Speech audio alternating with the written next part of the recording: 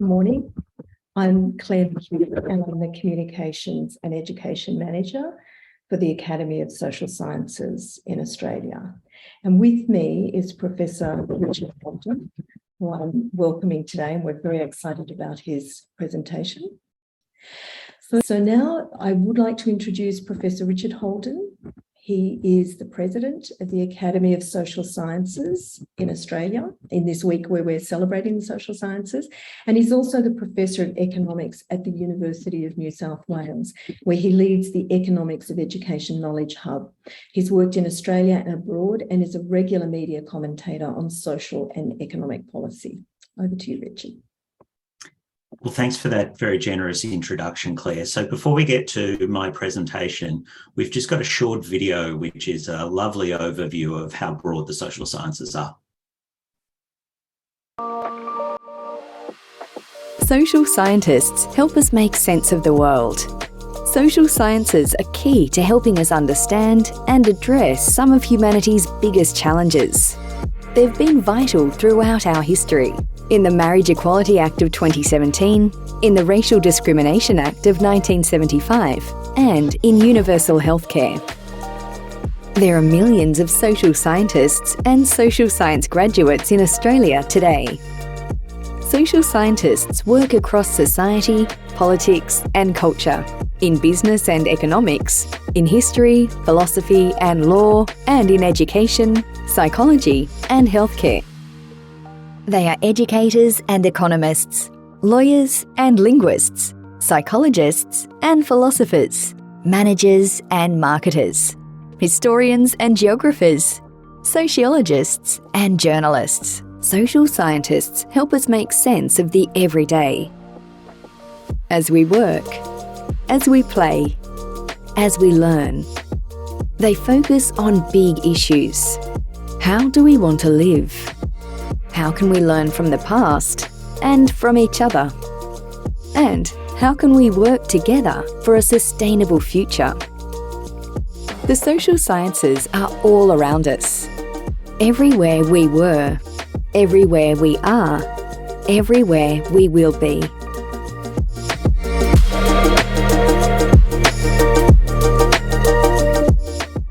That's probably a better encapsulation of the social sciences than I'm going to give you in the next 15 or 20 minutes or so, but I'm going to try and give you a little bit of an overview from my perspective. So as that video said, social science is research about society, its institutions, and its people, and it includes, as you saw there, a really wide range of disciplines. So we listed, I think, almost all the disciplines that are in the Academy of Social Sciences, and they're in the social sciences, but they include things like economics, political science, sociology, psychology, history, and so on. But there's a common thread among those seemingly disparate disciplines, which is that we use systematic methods to understand the social world. So what do I mean by systematic methods? Well, some people use quite a lot of mathematics. Other people use statistics. Some people use archival research. And there are a whole range of other methods that people use. But they're systematic methods to try and understand the social world. So where do the social sciences fit in to research generally? So at one end of this, if you like, pyramid, you have the arts and humanities, which are really about individual achievement and expression.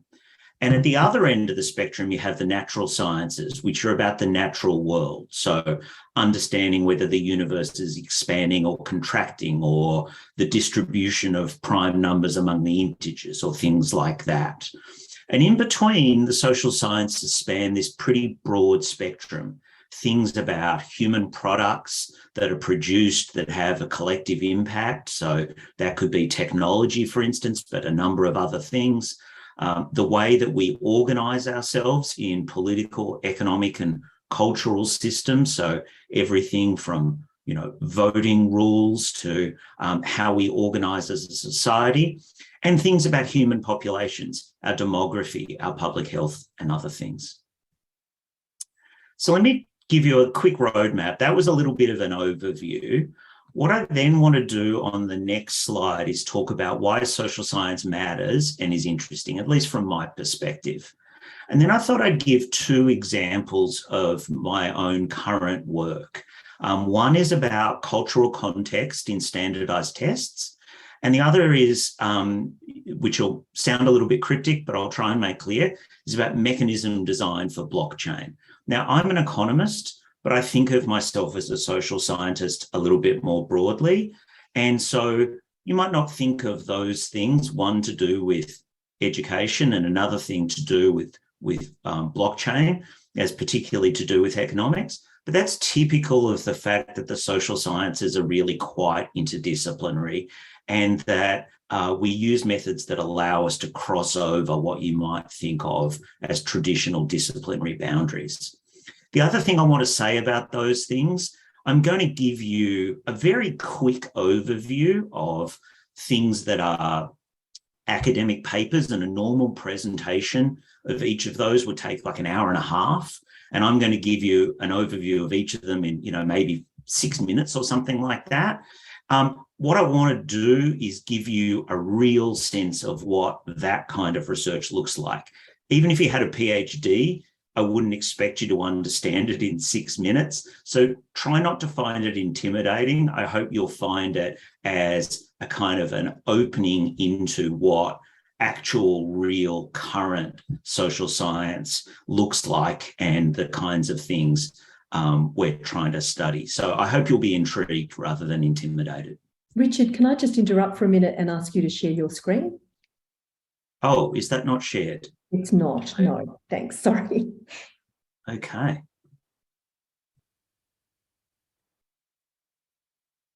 Thank you, that's coming up now. Thank you, perfect. Okay. Well, there you go. There was the pyramid that I was talking about, but that probably didn't need a lot of explanation. Okay, thank you, Claire. All right, that sharing the screen is important in general, and it's particularly important for this. So why does social science matter? Well, here's just a sort of a smattering of questions. So if you want to think about how to design electoral systems to protect and uphold democracy, social science has a lot to say about those things. So for instance, Australia uses ranked choice voting. As you probably have already studied and you'll come to know when you vote yourself, we have preferential or ranked choice voting. That's a really novel, innovative system that is being thought about being adopted around the world.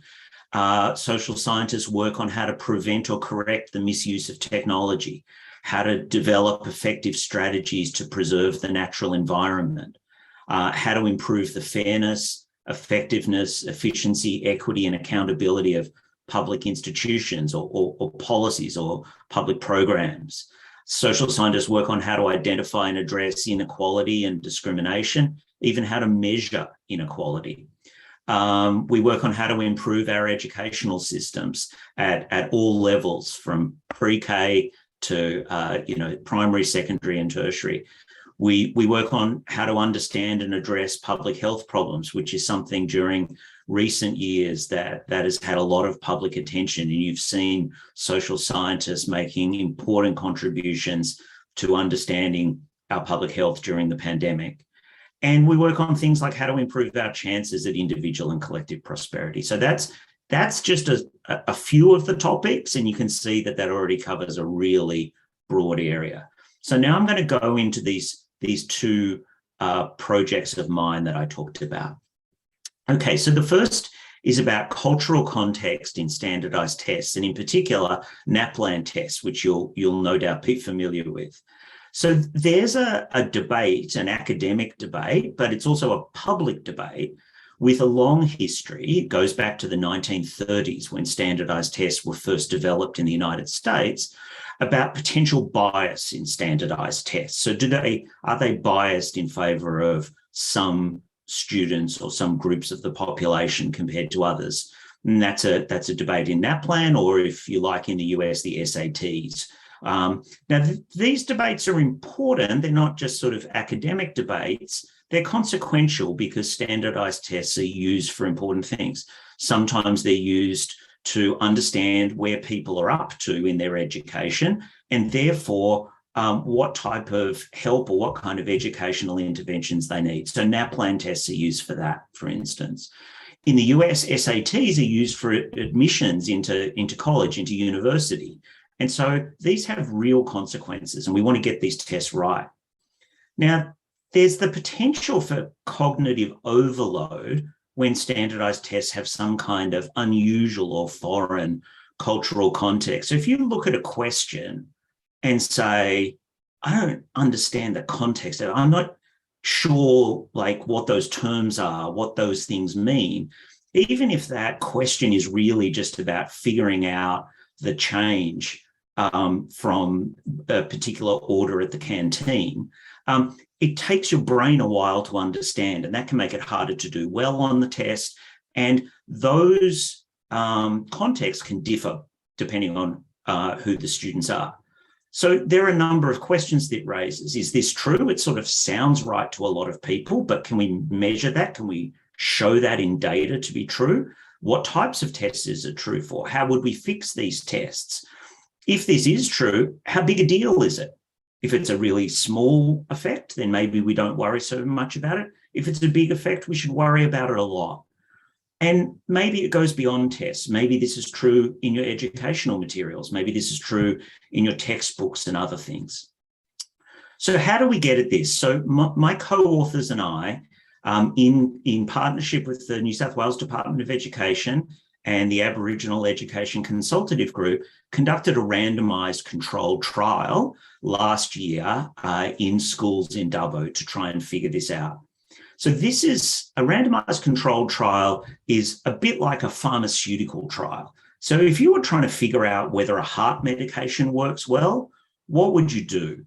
Well, what scientists do is they take maybe 200 people and they put 100 people in a group where they randomly assign 100 people to one group and 100 people to another.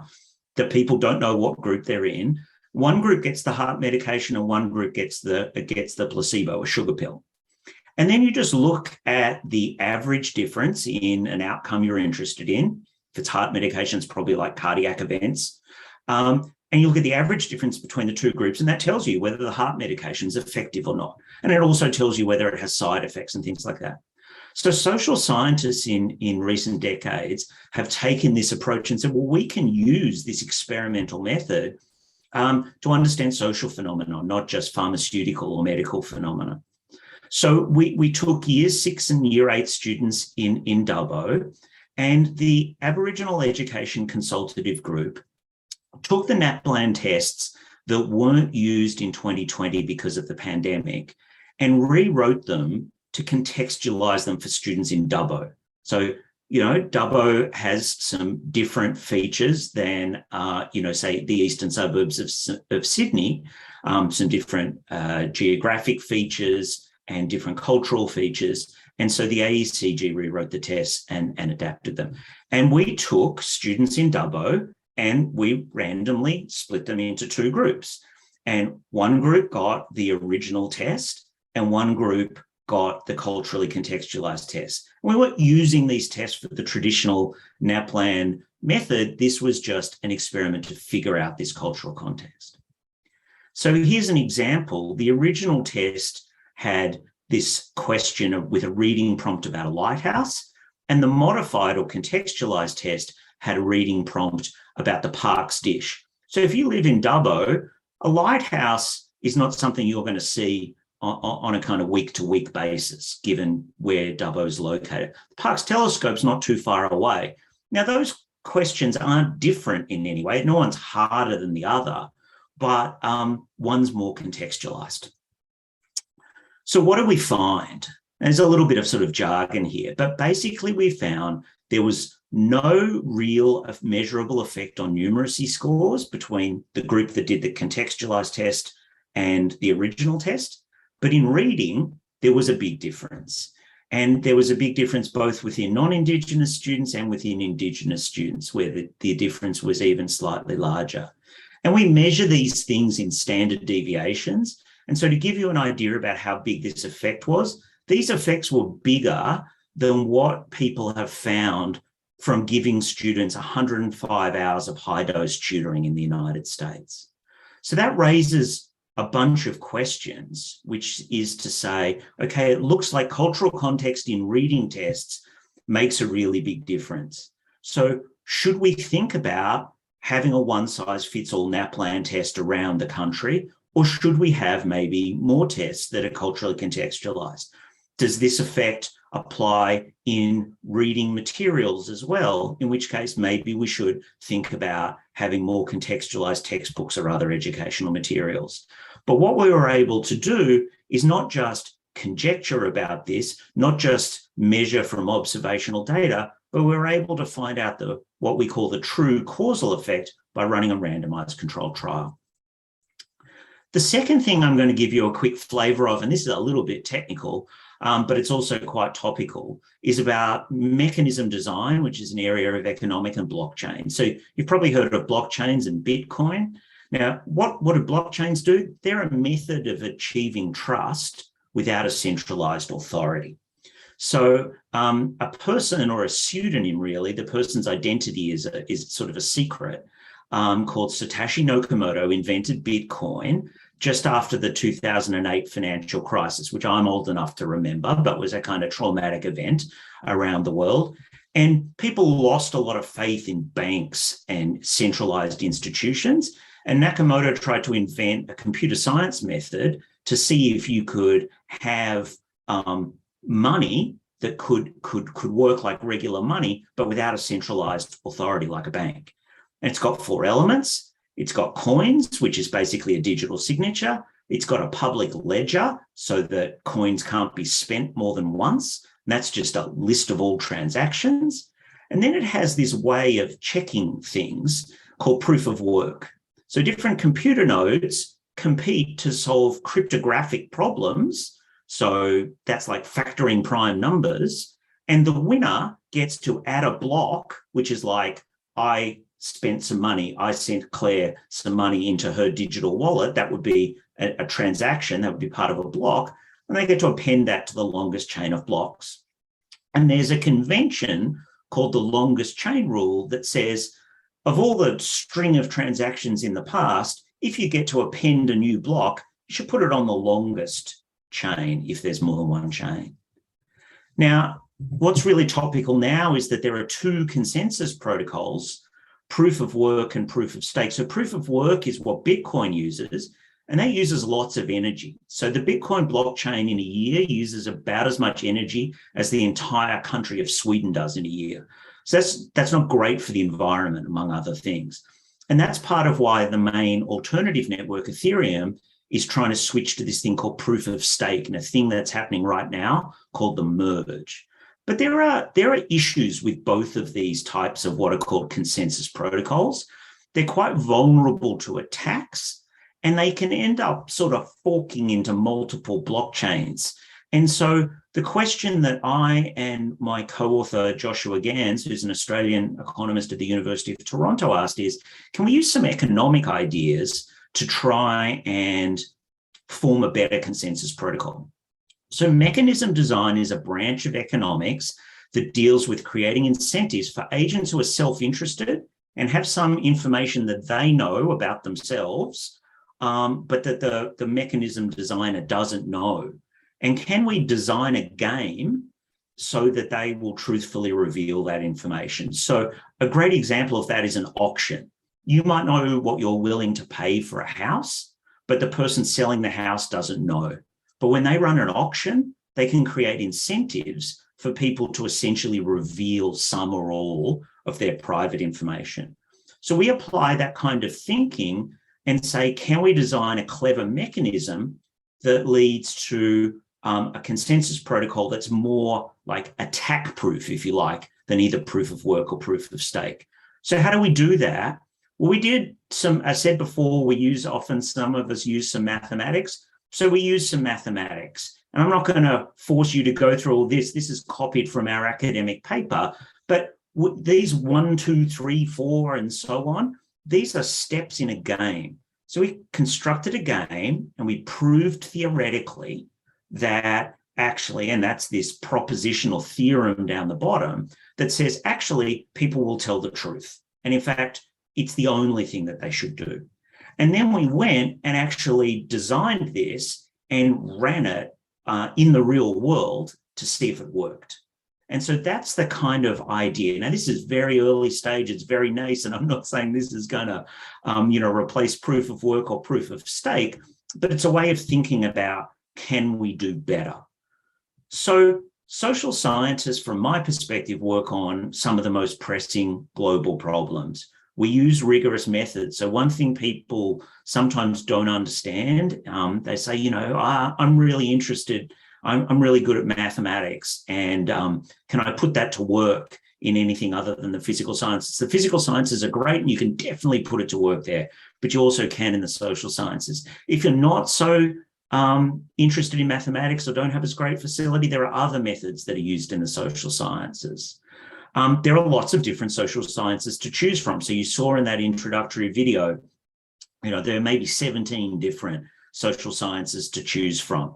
And the other piece of good news, I think, is that Australia has some world-leading social scientists. And so if you end up wanting to study social science at university in Australia, you'll be in a position to be able to learn from some of the very best in your particular area.